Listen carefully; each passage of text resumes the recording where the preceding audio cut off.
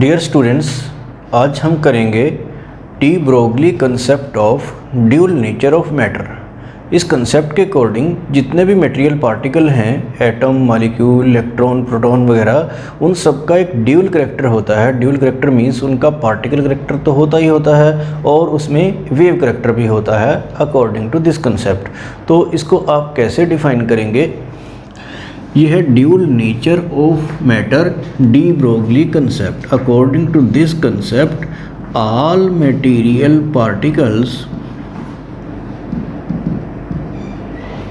like electron, proton, atoms or molecules possess both wave as well as particle character।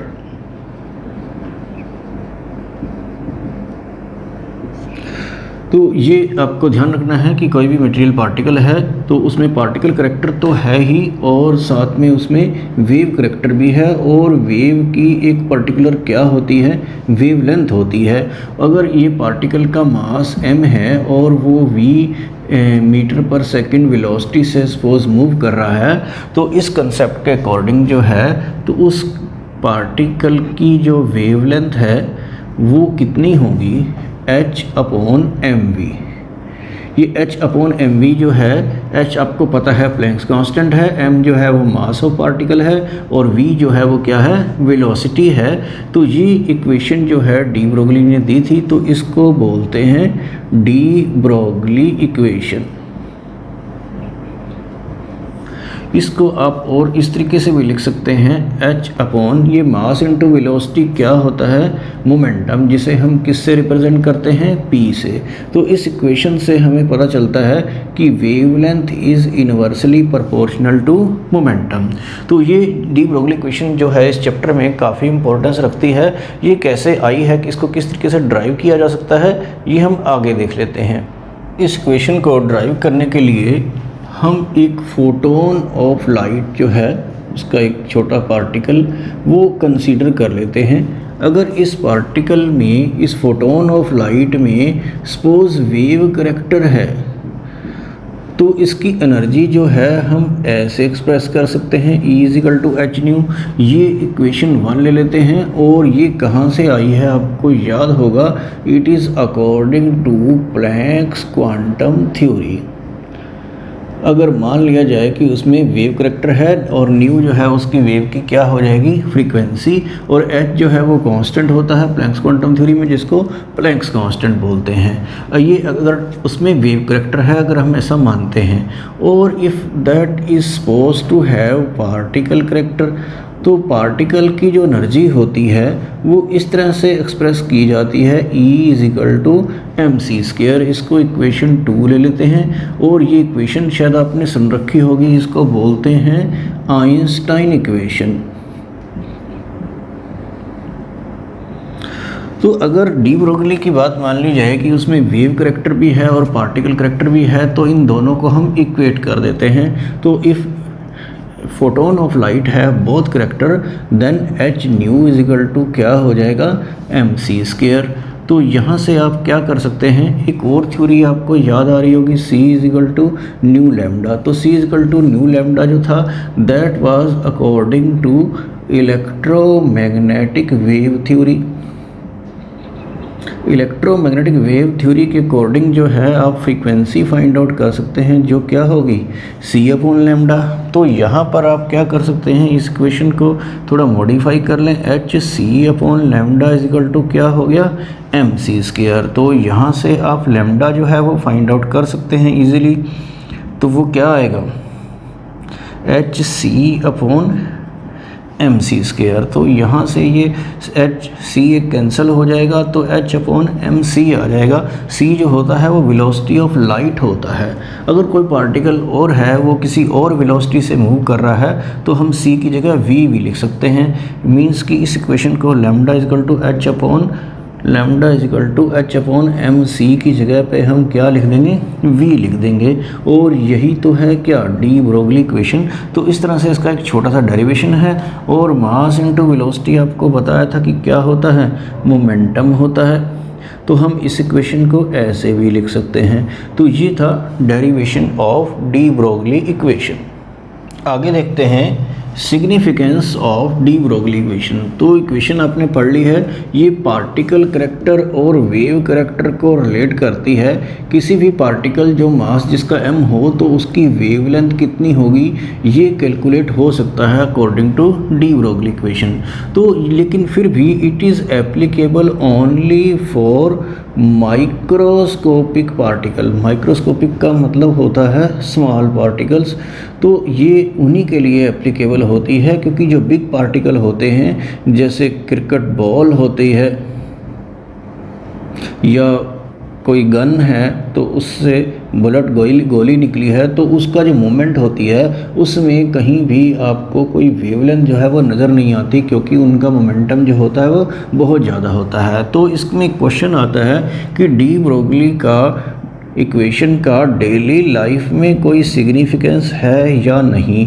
तो आप क्या बताएंगे कि it has no significance in our daily life, because in our daily life we see only macroscopic particles. Macroscopic का मतलब होता है large particle ही हम ऑब्जर्व करते हैं अपनी डेली लाइफ में, और उनका मोमेंटम क्योंकि बहुत ज़्यादा होता है तो उनकी वेवलेंथ बहुत कम होगी या नो वेवलेंथ। तो वहाँ पर वेवलेंथ फाइंड आउट करने की कोई ज़रूरत नहीं होती है। तो आपको याद रखना है कि de Broglie concept has no significance in our daily life. आगे हम करेंगे difference between particle and wave. तो पार्टिकल के बारे में आपको पता है कि ये स्पेस में एक फिक्स्ड पोजीशन ऑक्यूपाई करता है, जबकि वेव जो होती है वो एक स्प्रेड आउट होती है। जो पार्टिकल होता है उसको हम, जो फिक्स्ड पोजीशन होती है उसको हम बोलते हैं it is localized in space, मतलब कि इसकी पोजीशन को लोकलाइज किया जा सकता है, बताया जा सकता है। और दूसरी बात है कि पार्टिकल्स जो होते हैं वो आपस में इंटरफेयर नहीं करते हैं, मतलब कि two particles can not occupy the same position in space. Space में एक ही जगह पर जो है दो या दो से ज़्यादा पार्टिकल नहीं आ सकते हैं, लेकिन वेव आ सकती हैं। तो इसके डिफरेंस को यहाँ से आप नोट कर सकते हैं। फर्स्ट पॉइंट है particle is localized in space. Localized का मतलब होता है कि उसकी एक फिक्स्ड पोजीशन है जिसको लोकलाइज किया जा सकता है, ऐसे बताया जा सकता है कि ये पार्टिकल यहाँ पे है, it occupies a definite position in space. Space में इसकी एक वेल डिफाइंड या डेफिनेट पोजीशन होती है, जबकि जो वेव होती है वो डीलोकलाइज टाइप की होती है, स्प्रेड आउट, मतलब कि आगे चलती हुई होती है और ऐसे फैलती है, तो वो वेव एक अलग तरह से होती है। और सेकंड जो है वो two particles can not occupy the same position in space. इसका मतलब जो है पार्टिकल्स जो हैं दे do not interfere, particles do not interfere, एक दूसरे की पोजीशन में वो इंटरफियर नहीं करते हैं। लेकिन जो वेव होती हैं एक पॉइंट पर दो या दो से ज़्यादा वेव एग्जिस्ट कर सकती हैं। जैसे इस पॉइंट पर टू वेव्स आ गई हैं तो इट मीन्स कि दे इंटरफियर, वो एक दूसरे में इंटरफियर करती हैं। तो इस तरह से आप पार्टिकल और वेव में डिफरेंस को समझ सकते हैं। आगे हम स्टडी करते हैं difference between electromagnetic waves and matter waves. तो इलेक्ट्रोमैग्नेटिक वेव और मैटर वेव में क्या डिफरेंस है वो आप यहाँ से नोट कर सकते हैं और इसको आपको समझना भी है। फर्स्ट पॉइंट है these are associated with electric और मैग्नेटिक फील्ड। तो जैसा आपने सुना है इलेक्ट्रोमैग्नेटिक वेव थ्योरी में इनके चारों तरफ इलेक्ट्रिक और मैग्नेटिक फील्ड जो है वो एक्ट करता है, तो ये एसोसिएटेड होती हैं इलेक्ट्रिक और मैग्नेटिक फील्ड से। जबकि जो मैटर वेव जो सिंपल हैं these are not associated with any electric और मैग्नेटिक फील्ड, इनमें कोई ऐसा इलेक्ट्रिक या मैग्नेटिक फील्ड एसोसिएटेड नहीं होता है। और सेकंड पॉइंट है दे do not require any material medium for their propagation. Propagation मतलब वेव का जो चलना है उसके लिए किसी भी मीडियम की ज़रूरत नहीं होती है। इसका मतलब ये होता है कि they can also travel through vacuum, जहाँ पे एयर भी नहीं है बिल्कुल खाली है वहाँ से भी ये वेव ट्रैवल कर सकती हैं। और इनको ट्रैवल करने करने के लिए किसी मीडियम की ज़रूरत होती है, विदाउट मीडियम ये ट्रैवल नहीं कर सकती हैं। और थर्ड पॉइंट है दे travel with the velocity of light. तो वेलोसिटी ऑफ लाइट आपको याद है 3 × 10⁸ मीटर पर सेकेंड, तो ये लाइट की वेलोसिटी से चलती हैं। और मैटर वेव की डिफरेंट वेलोसिटी होती है, वो पार्टिकल के मास के ऊपर डिपेंड करती है। और एक ये पॉइंट भी आपको समझना है, दे लीव द सोर्स। जिस सोर्स से ये रेडिएशंस एमिट हो रही हैं तो उसको छोड़कर आगे चलती जाएंगी। जैसे सन से रेज़ निकली तो आगे चलती गई जब तक कि कोई ऑब्स्टेकल या कोई रुकावट जो है वो नहीं आई। They do not leave the source. जैसे कोई साउंड वेव है किसी स्पीकर से निकल रही है तो ऐसा नहीं कि वो उसको छोड़ के चलती जाएगी और काफ़ी दूर तक वो ट्रैवल कर लेगी, वो सोर्सेज से कनेक्टेड रहती हैं हर वक्त। और आगे है fifth point, there wavelength is given है lambda equal to C by nu. तो आपने C equal to nu lambda पढ़ा है, तो उससे आप वेवलेंथ जो है इसकी फाइंड आउट कर सकते हैं। सी जो है वेलोसिटी ऑफ लाइट है, और इनकी वेवलेंथ जो है वो जनरल फार्मूला है जो आपने अभी पढ़ा है, lambda equal to h upon m v. तो यहाँ से इसकी वेवलेंथ फाइंड आउट हो सकती है, और ये आपको पता है ये डी ब्रोगली इक्वेशन है। तो इस तरह से आपको इलेक्ट्रोमैग्नेटिक वेव और मैटर वेव में डिफरेंस जो है वो लर्न कर लेना है। नेक्स्ट टॉपिक है experimental verification of dual character of electron. तो आपको पता है कि जो स्मॉल पार्टिकल हैं सिर्फ उन्हीं में आपको पार्टिकल करैक्टर और वेव करैक्टर दोनों ऑब्जर्व किए जा सकते हैं। तो इलेक्ट्रॉन के लिए, क्योंकि स्मॉल पार्टिकल वो एक स्मॉलेस्ट पार्टिकल आप उसको कह सकते हैं, और उसके केस में उसका वेव करैक्टर और पार्टिकल करैक्टर को कैसे एक्सपेरिमेंटली वेरीफाई कर सकते हैं। तो हम पहले वेव करैक्टर देखेंगे, उसके बाद पार्टिकल करैक्टर। तो वेव करैक्टर जो है वो कैसे वेरीफाई किया गया था कि इलेक्ट्रॉन की जो मूवमेंट होती है उसमें वेव करैक्टर होता है। तो ये साइंटिस्ट थे डेविएशन एंड गार्मर। तो इन्होंने क्या ऑब्जर्व किया कि अगर आप कोई मेटल लें, सपोज निकल मेटल लेते हैं, और उसके ऊपर एक इलेक्ट्रॉन की एक इंसिडेंट बीम, एक बीम उसके ऊपर स्ट्राइक करती है, और यहाँ से जो रेज निकलती हैं उन रिफ्लेक्टेड रेज को अगर एक फोटोग्राफिक प्लेट पर ऑब्जर्व करें तो इस तरह से वो रेडिएशंस आती हैं कि वो एक कोन की फॉर्म में यहाँ से आती हैं। और इसका फोटोग्राफिक प्लेट को अगर हम ऐसे स्ट्रेट वे देखें तो इस तरह का एक डिज़ाइन बनता है जिसे हम क्या बोलते हैं, डिफ्रैक्शन पैटर्न की रेज यहाँ पर स्ट्राइक करती हैं, यहाँ पर इस तरह से ये कॉन्सेंट्रिक सर्कल बन जाते हैं अगर इलेक्ट्रॉन के केस में ऐसा करते हैं। तो यही तरह का पैटर्न जो है वो एक्सरेज, अगर हम एक्सरेज जिनका हमें कन्फर्म है कि उसमें वेव करैक्टर होता ही है, अगर एक्सरे इस तरह से निकल क्रिस्टल के ऊपर इंसिडेंट करें और उन रिफ्लेक्टेड रेज को फोटोग्राफिक प्लेट पर ऑब्जर्व करें तो उस तरह से बिल्कुल सेम टू सेम जो है डिफ्रैक्शन पैटर्न बनता है। इससे हम आइडिया लगा सकते हैं, क्योंकि एक्सरे में वेव करैक्टर है तो इसका मतलब ये हुआ कि इलेक्ट्रॉन भी उसी तरह से बिहेव कर रहा है और उसमें भी क्या होता है, वेव करैक्टर होता है। तो इसमें आप क्या लिखेंगे कि डिवीजन एंड गार्मर जो है उन्होंने क्या ऑब्जर्व किया, when a beam of electron is incident on A nickel crystal and the reflected rays are received on a photographic plate, a diffraction pattern similar to that produced by X-rays is obtained. Since X-rays are confirmed to have wave character, therefore electron must have wave character. तो इसका मतलब है कि electron में भी wave character होगा। ये इस एक्सपेरिमेंट से आइडिया लगाया जा सकता है। तो ये तो था वेव करैक्टर के बारे में। और पार्टिकल करैक्टर के बारे में कैसे बताया जा सकता है कि अगर हम इस तरह की स्क्रीन लेते हैं, जिंक सल्फाइड स्क्रीन, ये बड़ी सेंसिटिव होती है, इसके ऊपर कहीं कोई लाइट आती है तो इसमें एक स्पॉट आ जाता है। तो जब हम इसमें इलेक्ट्रॉन इंसिडेंट करते हैं तो यहाँ पर एक स्पॉट ऑफ लाइट आता है जिसे बोलते हैं सिंटिलेशन। तो आपने ये वर्ड भी ठीक से नोट कर लेना है कि when an electron hits A zinc sulphide screen A spot of light is obtained called as scintillation. Since this scintillation is localized on the screen and not spread like a wave, therefore electron must have particle character. तो इससे पता चलता है कि electron में क्या होता है, पार्टिकल करैक्टर होता है। तो ये आपने ठीक से नोट कर लेना है। When an electron hits a zinc sulfide screen, a spot of light known as scintillation is obtained. Since this scintillation is localized on the screen and not spread like a wave, which shows that electron have particle character. तो यहाँ से electron का particle character prove हो जाता है इस experiment से। और आगे आपको application of D Broglie equation भी पढ़ लेना है। इसका एप्लीकेशन थी इलेक्ट्रॉन माइक्रोस्कोप को डिज़ाइन करने में। इलेक्ट्रॉन माइक्रोस्कोप जो होता है स्मॉल पार्टिकल्स को ऑब्जर्व करने में हेल्प करता है। तो इस तरह से एप्लीकेशन भी डी ब्रोगली कंसेप्ट की आपको लर्न कर लेनी है। नेक्स्ट टॉपिक है derivation of Bohr postulate of angular momentum from D Broglie equation. तो डी ब्रोगली इक्वेशन आपने लर्न कर ली है और Bohr postulate of angular momentum हम पहले बता चुके थे, mvr = nh/2π, जो आपने बोहर मॉडल में स्टडी की थी। बोहर मॉडल जो है वो पहले डिस्कवर हो चुका था, तो बोहर पोस्टुलेट पहले आ गई थी, डी ब्रोगली इक्वेशन बाद में आई थी। तो आज हमें क्या करना है, डी ब्रोगली इक्वेशन से वो पहले वाली जो बोहर मॉडल की जो एंगुलर मोमेंटम वाली पोस्टुलेट है उसको ड्राइव करना है। तो देखिए वो कैसे करते हैं। बोहर के अकॉर्डिंग जो इलेक्ट्रॉन है वो सर्कुलर ऑर्बिट्स में रिवॉल्व करता है और डी ब्रोगली क्या कहता है कि उसकी जो मूवमेंट होती है उसमें वेव करैक्टर भी होता है। तो अगर मान लिया जाए कि वो सर्कल में भी चल रहा है और उसमें वेव करैक्टर भी है, तो वेव जो होनी चाहिए वो इन फेस होनी चाहिए, आउट ऑफ फेस नहीं।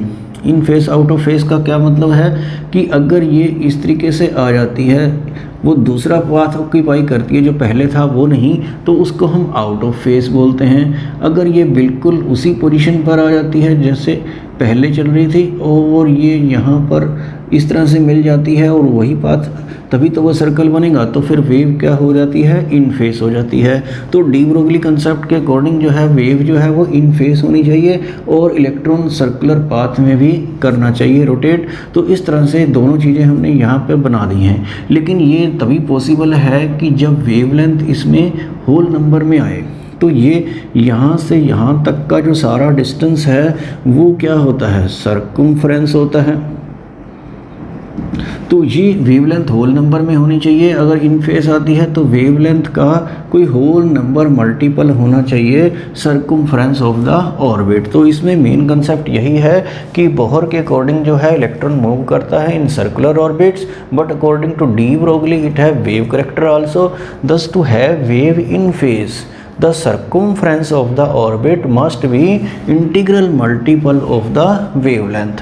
जहाँ पर n की वैल्यू 1 2 3 कुछ भी हो सकती है लेकिन वो फ्रैक्शन में नहीं होगी।